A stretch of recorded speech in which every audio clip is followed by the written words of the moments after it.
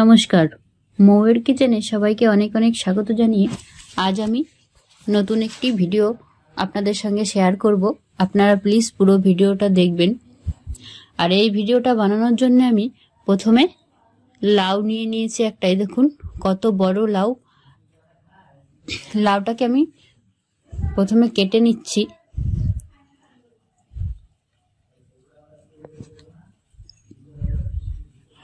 এবার আমি লাউয়ের যে মাথার দিকটা আছে সেদিকটা কেটে বাদ দিয়ে দেবো। আপনারা এই লাউয়ের রেসিপি অনেকেই হয়তো অনেকভাবে রান্না করে খেয়েছেন, কিন্তু আজ আমি কিভাবে রান্না করব আপনাদের সঙ্গে শেয়ার করে নেব। আপনারা প্লিজ পুরো ভিডিওটা দেখবেন। এবার আমি লাউয়ের খোসাগুলো ছাড়িয়ে নেব।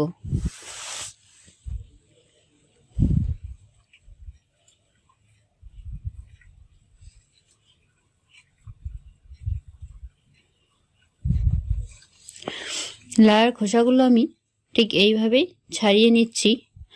লাউ কিন্তু ঠান্ডা জিনিস, খুবই উপকারী একটি জিনিস। যাদের সুগার আছে তারা এই লাউ খেতে পারেন। আর লাউয়ের মধ্যে প্রচুর পরিমাণে জল থাকে, তাই যাদের জলের সমস্যা আছে আর বা কোষ্ঠীকাঠিন্য আছে, এই লাউ কিন্তু কোষ্ঠকাঠিন্য ও জলের সমস্যা দূর করতে সহায়তা করে। তাই আপনারা প্লিজ এই লাউ অবশ্যই খাবেন। এবার আমি লাউগুলোকে ঠিক এইভাবে কেটে নিচ্ছি।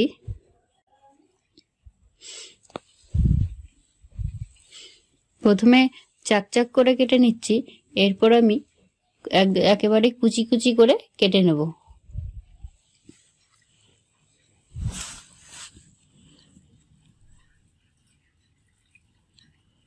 এবার আমি ঝুরি ঝুরি করে লাউগুলো কেটে নিচ্ছি। এইভাবেই ঝুরি ঝুরি করে পুরো লাউটা আমি কেটে নেব।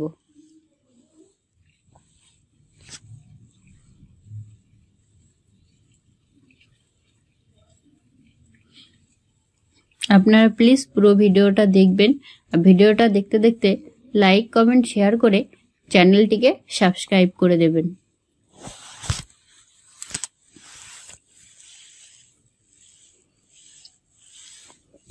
আর নিয়ে নিয়েছি এক বাটি বড়ি, ধনেপাতা কুচি আর আদা কুচি আর কাঁচা লঙ্কা এখানে আমি চিড়ে নিয়েছি। এই লাউ রান্নার জন্য খুবই অল্প মিনিটে এই লাউ রান্না সম্ভব। এই দেখুন লাউগুলো আমি একেবারে সরু সরু করে কেটে নিয়েছি। এবার কড়ার মধ্যে আমি সর্ষের তেল দিয়ে দিলাম।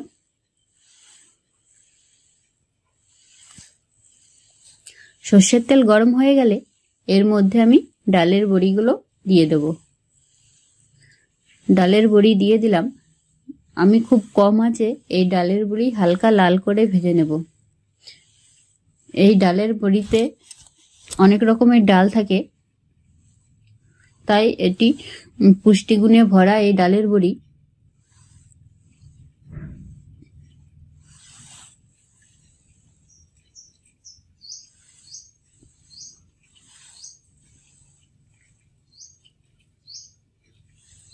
দেখুন হালকা লাল, আমি কিন্তু একেবারে কম আঁচে এই ডালের বড়ি ভেজে নিচ্ছি, কারণ বেশি আঁচে ভাজতে গেলে এই ডালের বড়ি পুড়ে যেতে পারে।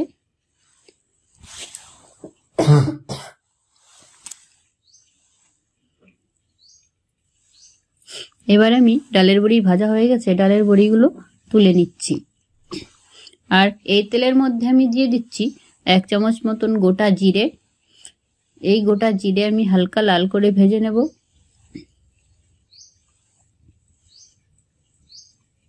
এর মধ্যে দিয়ে দিলাম আদা, যে কুচি করে রেখেছিলাম সেই কুচি করা আদা আমি দিয়ে দিলাম। আর দিয়ে দিচ্ছি চেরা কাঁচা লঙ্কা।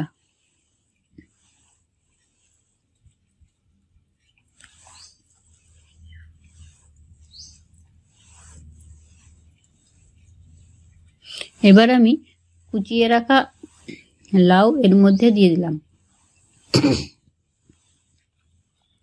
এবার ভালো করে নাড়াচাড়া করে মিশিয়ে নেব।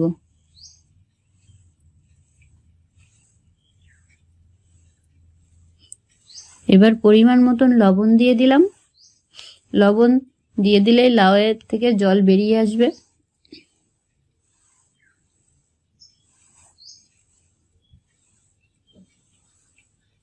দিয়ে দিচ্ছি পরিমাণ মতন হলুদ।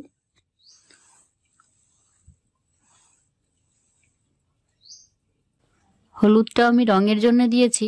এই হলুদ আমি এখন এই লাউয়ের মধ্যে নাড়াচাড়া করে মিশিয়ে দেব।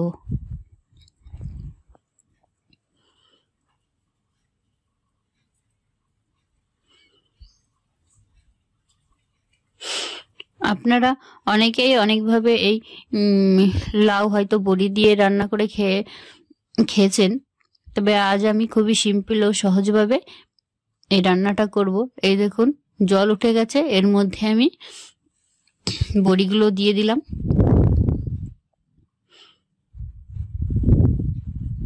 এবার ভালো করে নাড়াচাড়া করে মিশিয়ে নিচ্ছি।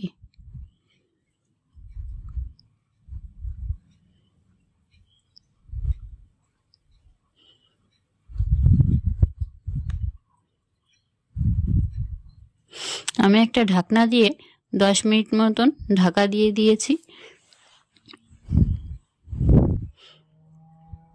আমি কিন্তু একটুও জল ব্যবহার করিনি। লাউয়ের মধ্যে যে জল ছিল সেই জলেই রান্নাটা আমার কমপ্লিট হয়ে গেছে। এবার এর মধ্যে আমি ধনেপাতা কুচি দিয়ে দিলাম।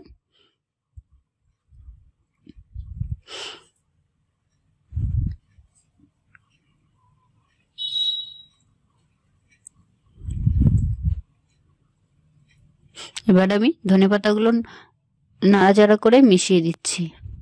এবার আমি প্লেটে নামিয়ে নেব।